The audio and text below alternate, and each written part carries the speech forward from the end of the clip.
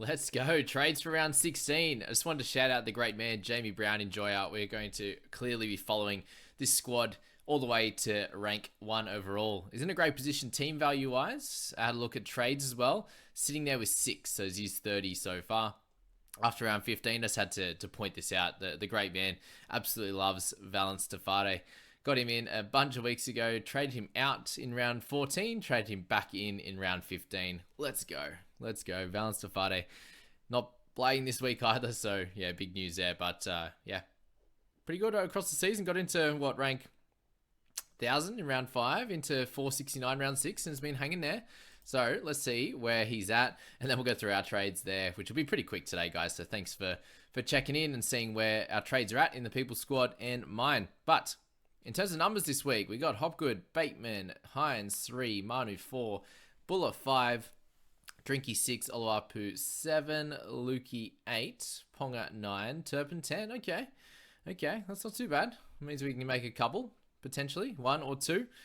What trades is he going to make? I don't even know, hey. Nicarima could be a chance. Who else we got in here? Will he trade Tafari out again? That's the big question. But big score last week, 1,059, pretty solid. So looks like they'll be able to hold ranks. That's good. We need to keep the Jamie Brown lovers up there in the top 100. So that's what 68 is there, and I'm 77. So I think he'll beat me likely, unless he makes a couple of trades this week. So there you go. That's that one. Let's go to my team. I've been speaking about it for the majority of the week.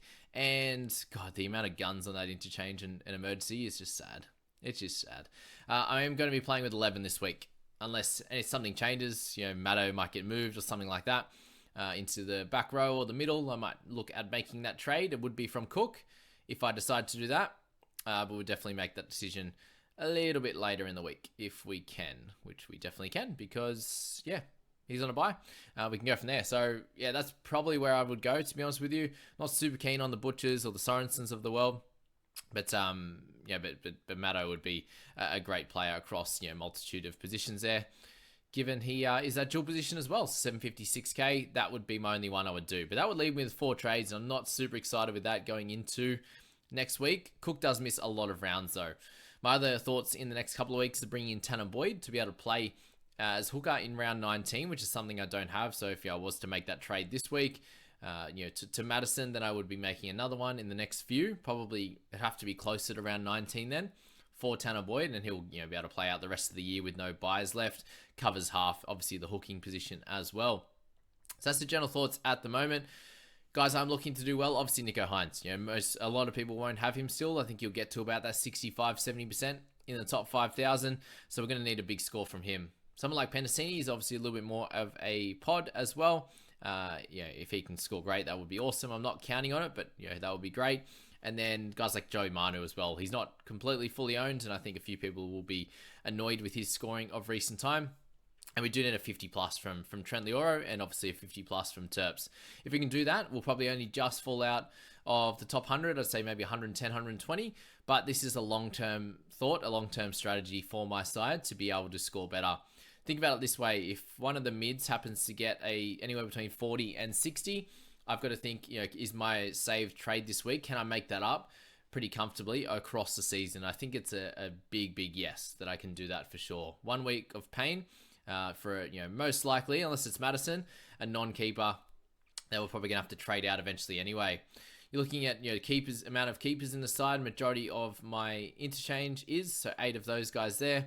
And then it's, Hopgood, Harris, and Horsburgh for 11, Bateman 12, Hines 13, Manu 14. Then you've got Ponga, Drinky, and Buller. You can go anywhere between 16 and 17 with Penasini likely to be a keeper as well. So 17 to 18 at the moment.